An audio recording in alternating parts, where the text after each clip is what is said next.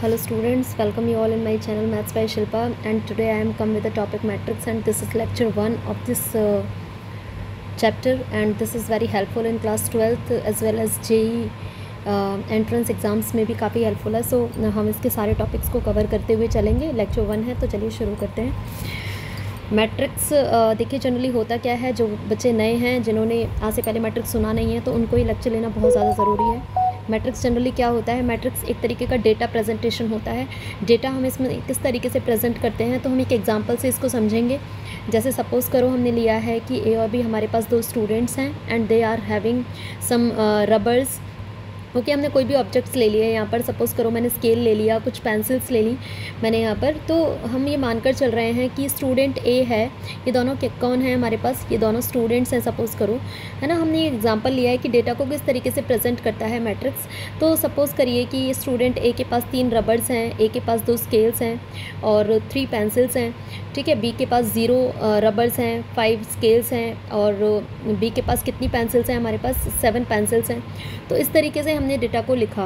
Okay, हमने क्या किया है, अंदर ऊपर हमने डाल दिया जो ऑब्जेक्ट्स उनके पास हैं और नीचे हमने क्या लिख दिया, जिनके वो ऑब्जेक्ट्स हैं। तो इस एक तरीके से हमने स्टेटमेंट्स का यूज़ नहीं किया लिखने के लिए। जैसे कि आप अभी तक जो छोटी क्लासेस में जब आप थे तो आप ऐसे लिखते थे ना, स्टूडेंट ए हैज़ इतना रबर, इतना स्केल, इतनी पेंसिल। तो अब हमें वैसे नहीं लिखना है, हमने सिर्फ एक टेबल बनाई, ठीक है। और अंदर वालों को क्या बोला जाता है, एलिमेंट्स बोला जाता है। जैसे ये 3 लिखा हुआ है, 2 लिखा हुआ है, ये सारे किसको डिनोट कर रहे हैं, एलिमेंट्स को डिनोट करते हैं, ठीक है। और जब हम उसको एनक्लोज कर देते हैं एक रेक्टेंगुलर ब्रैकेट में, तो इस फॉर्मेशन को हम क्या कहते हैं, मैट्रिक्स कहते हैं। तो मैट्रिक्स जनरली क्या है, इसमें जिनमें एलिमेंट्स को एक पर्टिकुलर गैप में लिखा जाता है, ठीक है, और एनक्लोज किया जाता है रेक्टेंगुलर ब्रैकेट में, तो उसे हम क्या कहते हैं, मैट्रिक्स कहते हैं। ओके, जो हॉरिजॉन्टल लाइंस होती है ना, हॉरिजॉन्टल लाइंस, उनको हम क्या बोलते हैं, रोज़, और जो वर्टिकल लाइंस होती हैं उन्हें हम क्या बोलते हैं, कॉलम्स। ओके, वर्टिकल लाइंस को हम क्या बोलते हैं, कॉलम्स बोलते हैं। अब देखिए यहाँ पर जो हमारे पास ये राइट मोस्ट ये जो जगह है ना, राइट मोस्ट, यहाँ पर क्या लिखा जाता है, मैट्रिक्स का हमेशा ऑर्डर लिखा जाता है, ठीक है। क्या लिखा जाता है यहाँ पर, ऑर्डर लिखा जाता है मैट्रिक्स का यहाँ पर। तो यहाँ पर क्या लिखेंगे हम, ऑर्डर ऑफ मैट्रिक्स। यहाँ इसके बारे में मैं डिटेल में भी आपको बताऊंगी, लेकिन मैं अभी एग्जांपल ले रही हूँ तो मैं उसमें बता रही हूँ। ऑर्डर की जो नोटेशन होती है वो m/n फॉर्म में उसको हमेशा लिखा जाता है। m/n ही पढ़ते हैं इसको, हम इसको m×n नहीं पढ़ सकते, हम इसको क्या पढ़ते हैं, m/n। ओके, यहाँ पर m किसको रिप्रेजेंट करता है, टोटल नंबर ऑफ रोज़ को डिनोट करता है, टोटल नंबर ऑफ रोज़ को डिनोट करता है। और n किसको डिनोट करता है, टोटल नंबर ऑफ कॉलम्स को डिनोट करता है। आप कॉपी पेन भी लेकर बैठ जाइए ताकि आप जो मेन चीज़ें हैं उनको आप नोट कर पाएँ, ठीक है। नोट्स आप बना लेंगे अभी से। तो इसमें हमने देखा कि हमारे पास टोटल नंबर ऑफ रोज़ कितनी है, हमारे पास 1 2, क्योंकि हॉरिजॉन्टल लाइन रोज़ को डिनोट कर रही है। तो हमारे पास रोज़ कितनी है, 2। तो m की वैल्यू कितनी हो गई है, हमारे पास m की वैल्यू हमारे पास 2 हो गई है, 2 बाय। और हमारे पास कॉलम्स कितने हैं, as you can see 1 2 3। Vertical lines को कॉलम्स कहते हैं, तो हमारे पास कॉलम्स कितने हैं, 3 हैं। तो इसका ऑर्डर कितना हो गया, 2/3। ओके, और मैट्रिक्स को हमेशा हम डिनोट करते हैं कैपिटल लेटर से। हम इसको कैपिटल A से भी डिनोट कर सकते हैं, हम इसको कैपिटल B से भी डिनोट कर सकते हैं, हम C से भी डिनोट कर सकते हैं, up to so on Z किसी से भी हम इसको डिनोट कर सकते हैं। और जो एलिमेंट्स हमारे पास होते हैं ना, एलिमेंट्स हमारे पास यहाँ पर रियल नंबर कुछ भी हो सकता है, ऐसा नहीं है वो माइनस में नहीं हो सकते, वो माइनस भी हो सकते हैं, वो प्लस भी हो सकते हैं, वो फ्रैक्शन भी हो सकते हैं। मीन्स वो कोई भी रियल नंबर हो सकता है, वो कोई ट्रिग्नोमेट्रिक फंक्शन भी हो सकता है, वो कोई एक्सपोनेंशियल फंक्शन भी हो सकता है, वो कोई कॉम्प्लेक्स नंबर भी हो सकता है, वो कुछ भी हो सकता है, वो क्यूब रूट ऑफ यूनिटी भी हो सकता है, वो कुछ भी हो सकता है, लोगैरिथम फंक्शन भी हो सकता है। तो ऐसा कुछ नहीं है कि वो सिर्फ नंबर्स में ही लिखे जाते हैं, वो कोई फंक्शन भी को भी रिप्रेजेंट कर सकता है। तो एलिमेंट को अभी मैं अगर बताऊँ तो इसके बाद हम एक पर्टिकुलर तरीके से लिखना सीखेंगे। अभी मैं यहाँ पर आपको बेसिक समझा दूँ ताकि जो है उसकी हेल्प से आपको मैट्रिक्स की पूरी फॉर्मेशन समझ में आ जाए। तो एलिमेंट्स को हम डिनोट करते हैं किस फॉर्म में, AIJ फॉर्म में हम उसे डिनोट करते हैं। ये जो मैंने IJ लिखा है ना, वो मैंने सफिक्स में लिखा है, और I यहाँ पर किसको डिनोट कर रहा है, नंबर ऑफ रो को डिनोट कर रहा है, और J किसको डिनोट कर रहा है, नंबर ऑफ कॉलम को डिनोट कर रहा है, टोटल को नहीं डिनोट कर रहा। तो अगर मैं 3 की बात करूँ यहाँ पर, अगर मेरे पास 3 है तो ये फर्स्ट रो के अंदर है और फर्स्ट ही कॉलम के अंदर है। तो I की वैल्यू भी 1 है और J की वैल्यू भी 1 है, तो इसीलिए इसका नाम क्या हो जाएगा, A11। अगर मैं 2 की बात करूँ यहाँ पर, तो ये फर्स्ट रो ही चल रही है, हॉरिजॉन्टल लाइन पहली रो है ना ये, ओके। और कॉलम कौन सा हो गया, सेकंड, तो ये क्या है, फर्स्ट रो सेकंड कॉलम, ऐसे ये क्या हो जाएगा, फर्स्ट रो थर्ड कॉलम। तो इस तरीके से हम इनको लिखते हैं, इनका नेम होता है। तो चलिए पूरी फॉर्मेशन हम पढ़ते हैं। आई होप आपको समझ में आ गया होगा ये चीज़ जो मैं आपको समझा रही हूँ। कमेंट सेक्शन में मुझे ज़रूर बताएंगे कि आपको कितना समझ में आया और आपको ये लेक्चर अच्छा लगा या नहीं लगा। चैनल को वीडियो को लाइक ज़रूर कर देना अगर आपको पसंद आई है तो, और चैनल को सब्सक्राइब करना ना भूलें, और दोस्तों को रेफ़र ज़रूर कीजिए ताकि मुझे भी थोड़ा मोटिवेशन लेवल मिले और मैं ज़्यादा से ज़्यादा वीडियो अपलोड करूं। बीच में गैप हो गया था, लेकिन अब मैं फिर से हाज़िर हो गई हूँ चैनल पर। तो मैट्रिक्स को अब हम सपोज़ करो मैंने इस बार बी से डिनोट किया ताकि आपके माइंड में क्लियरिफिकेशन हो जाए कि हम उसको किसी भी कैपिटल लेटर से डिनोट कर सकते हैं। तो सपोज़ करिए मैं पहले एलिमेंट का नाम दे रही हूँ, उसका एलिमेंट का नाम क्या होगा, मैंने अभी आपको बताया था एलिमेंट को किस फॉर्म में डिनोट करते हैं, हम आई जे फॉर्म में डिनोट करते हैं, ठीक है। पहला आई रो को डिनोट करता है और जे कॉलम को डिनोट करता है, ठीक है। ये फर्स्ट रो, ये क्या है हमारे पास, पहली रो है और पहला ही कॉलम है, तो ये क्या हो जाएगा A11। दूसरे एलिमेंट का नाम क्या होगा, first row second column, next first row third column, up to so on. अगर यहाँ पर n कॉलम्स हैं तो first row n columns. Clear है या नहीं। अब हमारे पास दूसरी रो शुरू हो गई है। दूसरी रो में सेकंड रो है लेकिन कॉलम पहला ही है, तो A21। अब now second row second column, second row third column, up to so on second row nth column, okay. ऐसे ही third row first column, third row second column, third row third column, up to so on. यहाँ पर कितना हो जाएगा A3n, up to so on. Suppose करो यहाँ पर हमारे पास m रोज़ हैं, तो M1 M2 m row second column, m row third column, up to so on mth row n column. Clear. इस तरीके से हम मैट्रिक्स को लिखते हैं और एनक्लोज करते हैं हम हमेशा रेक्टेंगुलर ब्रैकेट में।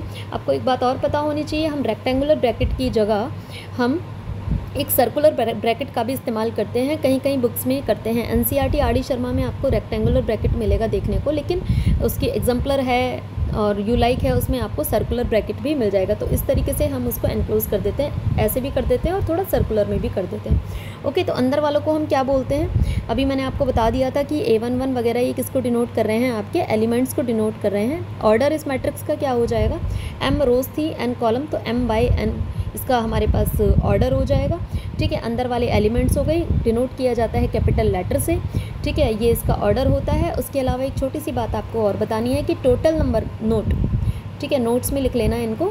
फर्स्ट नोट है आपका, total number of elements in a matrix कितने होते हैं। इसके बाद एक दो एग्जाम्पल करेंगे। Total number of elements in a matrix formula क्या होता है इसका हमारे पास, that is equal to mn।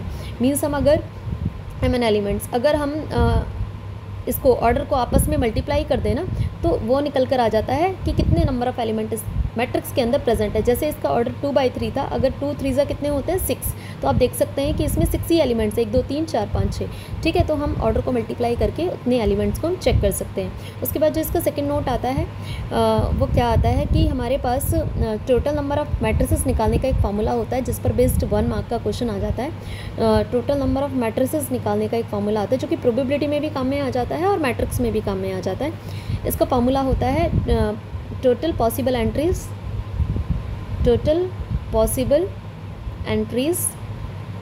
raised to the power total number of elements in a matrix इस पर बेस्ड क्वेश्चन एक एनसीईआरटी में भी दिया हुआ है। पहली एक्सरसाइज है मैट्रिक्स की, उसका लास्ट क्वेश्चन है। उसमें पूछा होता है कि अगर मैं इस पर बेस्ड एक क्वेश्चन कराऊँ कि how many matrices are there possible of order 3/3 with entries 0 and 1, with entries 0 or 1.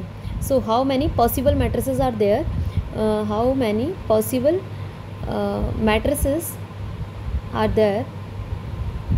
तो हम देखेंगे कि टोटल नंबर ऑफ़ मैट्रिसेस हम कैसे निकालते हैं।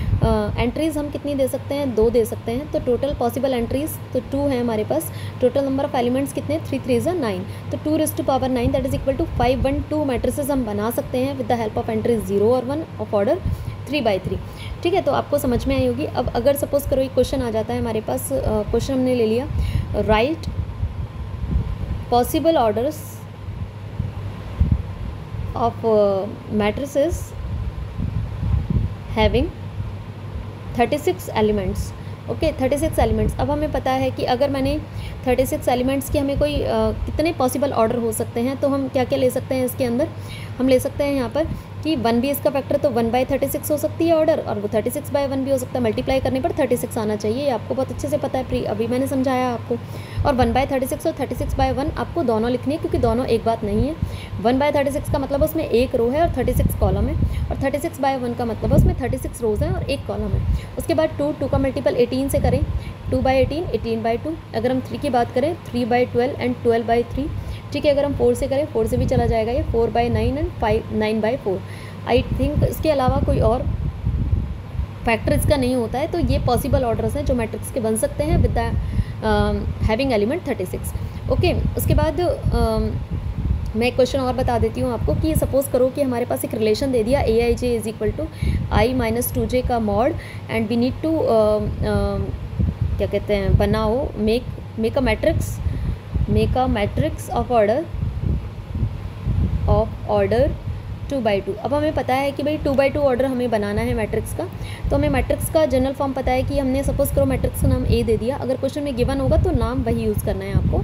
ठीक है, तो हमें क्या क्या चाहिए, हम एलिमेंट्स की पोजीशन देखेंगे 2/2 के लिए। तो A11 चाहिए, इसमें 2 ही रो होनी चाहिए, 2 ही रो होनी चाहिए और 2 ही कॉलम होनी चाहिए। तो पोजीशन क्या क्या आएगी, सिर्फ A11, 12, 21, 22। हम ये पहले देख लेंगे कि हमें चाहिए क्या क्या। ठीक है, सबसे पहले हम क्या निकालेंगे, A11 निकालेंगे। ठीक है, इसको इक्वेशन 1 मान लेते हैं। अब हमने देखा कि हमारे पास एक रिलेशन दे रखा है, ये A11 अगर हमें निकालना है तो i की जगह भी 1 डाल देंगे रिलेशन में, और j की जगह भी हम 1 डाल देंगे। तो यहाँ पर क्या निकल कर आएगा, A11 mod 1 minus 2 into 1 that is equal to mod minus 1 that is equal to 1। And A12 निकाला, अब i के प्लेस पर 1 और j के प्लेस पर हम यहाँ पर 2 डाल देंगे। तो 1 minus 2 into 2 that is equal to हमारे पास -3 that is equal to mod से बाहर निकल कर +3 हो जाएगा। 2 1 है तो इस बार i की जगह 2 और j की जगह 1 डाल देंगे रिलेशन में। तो 2 minus 2 into 1 that is equal to हमारे पास कितना आ गया, 0 आ गया। 2 हमने निकाला, 2 minus 2 into 2 that is equal to हमारे पास कितना आ गया, 2। दीज आर सम एलिमेंट्स, और हम इसकी वैल्यू इसमें मैट्रिक्स के अंदर डाल देंगे। तो हमारे पास a कितना आ जाएगा यहाँ पर, A11 दैट इज़ 1, 1 2 हमारा 3 था, 2 1 हमारा 0 है, और ये कितना है हमारे पास 2 है। तो ये आपका आंसर हो गया। तो इस तरीके से मैट्रिक्स को लिखा जाता है। ओके, तो आई होप आपको ये वीडियो बहुत अच्छा लगा होगा, और वीडियो को लाइक और चैनल को सब्सक्राइब ज़रूर कर देना, और दोस्तों को रेफ़र ज़रूर करना ताकि उनकी भी हेल्प हो जाए। तो नेक्स्ट वीडियो हम लेकर आएंगे टाइप्स ऑफ मैट्रिसेस पर, तो उसमें आप जुड़े रहिएगा ताकि आपका कोई भी लेक्चर इंपॉर्टेंट मिस ना हो। So thank you so much to attend the session.